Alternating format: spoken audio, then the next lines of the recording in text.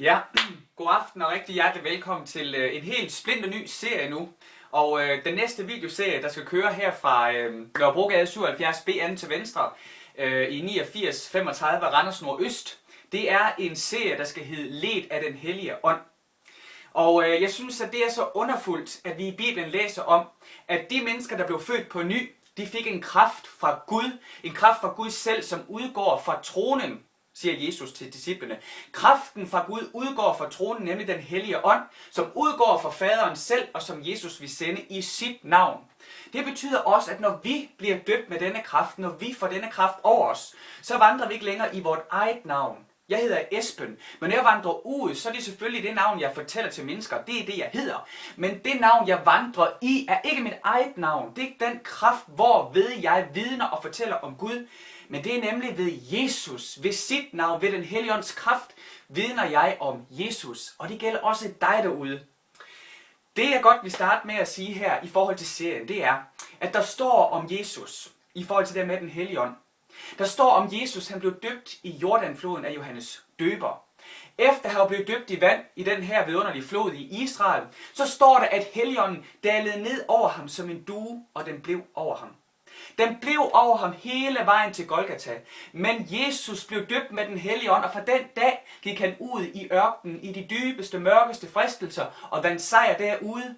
Og han var i tjenesteaktivitet derefter. Lamme gik, døve hørte, blinde så og så videre, fordi at Guds ånd var over ham. Jesus fik kraft til sin tjeneste, så han blev et forbillede på den kraft, vi må have til tjeneste, nemlig den hellige ånd, og at den må komme over os som en due i vores liv, ligesom den kom over Jesus som en due i hans liv. Amen, bror og søster. Så vi må døbes med den hellige ånd. Vi må modtage den hellige ånd, som Jesus siger, at vi må få som en gave fra Gud. Amen.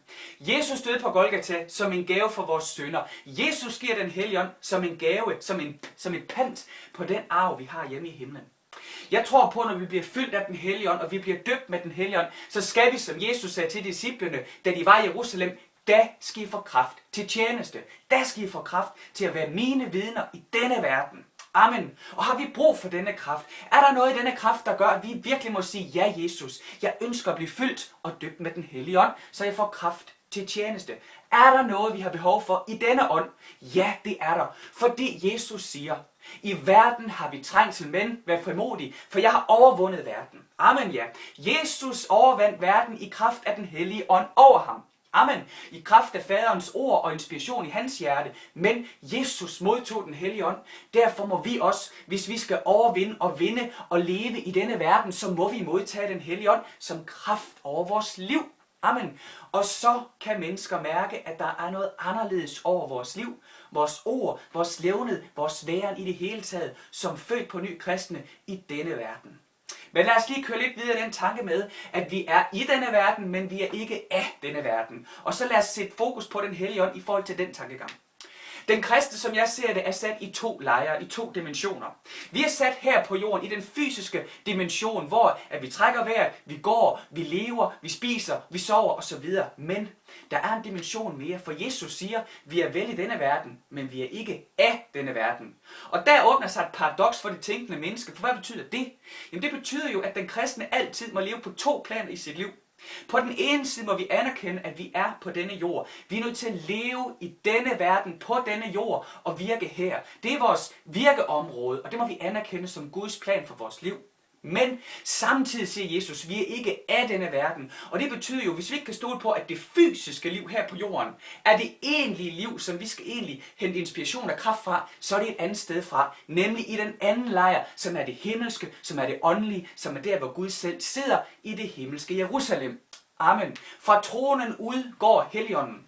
Det vil sige, at vi skal søge vores liv indefra, forbundet med himlen, forbundet med Guds eget liv. Så vi skal leve faktisk i bøn og i tro og inspiration. Den inspiration og tro skal komme fra Guds ånd, fra Guds liv. Og når vi modtager den som et indre kald, som en indre inspiration, skal vi få kraft til at være i den anden lejr, som er denne verden. Vi henter kraft fra den ene lejr, men vi virker med den i den anden lejr. Amen. Og der er der også noget skønt, det er, at vi gør os nogle erfaringer på denne jord, i denne verden, i denne lejr som kristne. Og disse erfaringer kan blive til åndelige åbenbaringer for os, fordi vi ikke længere lever for de principper, der er i denne verden, men er de åndelige, de evige gyldige værdier, som hører Jesus til. Amen. Så lad os søge liv for Gud. Lad os gøre som Paulus siger. Vi søger det, som er oventil, hvor Gud er, hvor Jesus er, siddende ved Guds højre hånd, som går i forbøn for os. Lad os søge dette liv. Lad os søge denne dimension. Lad os søge denne lejr, og lad os få kraft og tjeneste for Gud til at være hans vidner i denne verden. Amen. Hvis vi lever indefra, får vi kraft indefra. Hvis vi lever i vores tankeliv indefra ved den hellige ånd, og søger det, som er oventil i bøn og ordets læsning, eller åndelige bøger, eller hvordan du gør det, så skal du vide en ting. Så siger Jesus, jeg er med dig alle dage indtil verdens ende. Amen. Indtil verdens ende betyder, at Guds ånd, den hellige ånd, har kraft til at bevare dig ind til verdens ende. For dig til den dag, hvor du ikke længere skal være på denne jord, men bliver rykket op til Jesus og skal leve med ham i en evighed. Amen. Jeg har læst i min bibel og tænkt, at det med at være ledt af den hellige ånd, det er en god undervisning. Det er en god forkyndelse. Det er godt at blive mindet om. Så hvis du er derude, og du ikke har oplevet åndsdåben over dit liv som en kraft med tungetale, med evne til at kunne profetere i menigheden, og alle disse ting, som Paulus opfordrer os til at søge i den hellige ånd i troen, så vil jeg sige til dig, at den hellige ånd står også for dig, så du får kraft over dit liv til at være Jesu vidne på jord. Amen. Der må jo være noget i, at Jesus blev døbt med den hellige ånd. Der må jo være noget i, at Jesus sagde, bliv nu her i byen, bliv nu i Jerusalem, indtil I modtager kraften fra oven. Jerusalem bliver på den måde et billede på noget, som har med Gud at gøre, men det sande liv er det, som hører til åndens liv. Jesus siger, det er tilbeder i ånd og sandhed, faderen søger. Jesus vil nu have åndelige tilbedere med kraft fra himlen til at være hans vidner i denne verden. Og sådanne vidner er vi, om vi er døbt med den hellige ånd og vandrer sammen med ham. Amen. Så videoserien her skal egentlig handle om nogle vidnesbyrd, hvor der tages udgangspunkt i mennesker i Bibelen, eller måske vidnesbyrd, jeg har hørt, ting jeg læser om, hvordan mennesker er ledt af den hellige ånd, og via den hellige ånd får kraft til at være Guds vidner på denne jord, så blinde ser, døve hører, stumme taler osv. Og mennesker bliver løst fra deres byrder osv. Fordi de kristne har kraft fra oven via den hellige ånd, og er en forløserkraft, en hjælperkraft, en frigørende kraft, for denne verdens mennesker, som ønsker at tro og have fællesskab med den levende og den sande Gud, Jesus Kristus. Amen. Det er nemlig gode ting. Og derfor skal den her video se til udgangspunkt i sådanne vidunderlige vidnesbyrd, så vi kan få en tro i vores hjerter på, at den hellige ånd i dag, år 2012 og frem efter, stadig er Guds plan for den enkelte kristne, at få kraft til tjeneste, være en del af Jesu legeme med helligåndens kraft, nåde og sandhed i hjertet. Amen.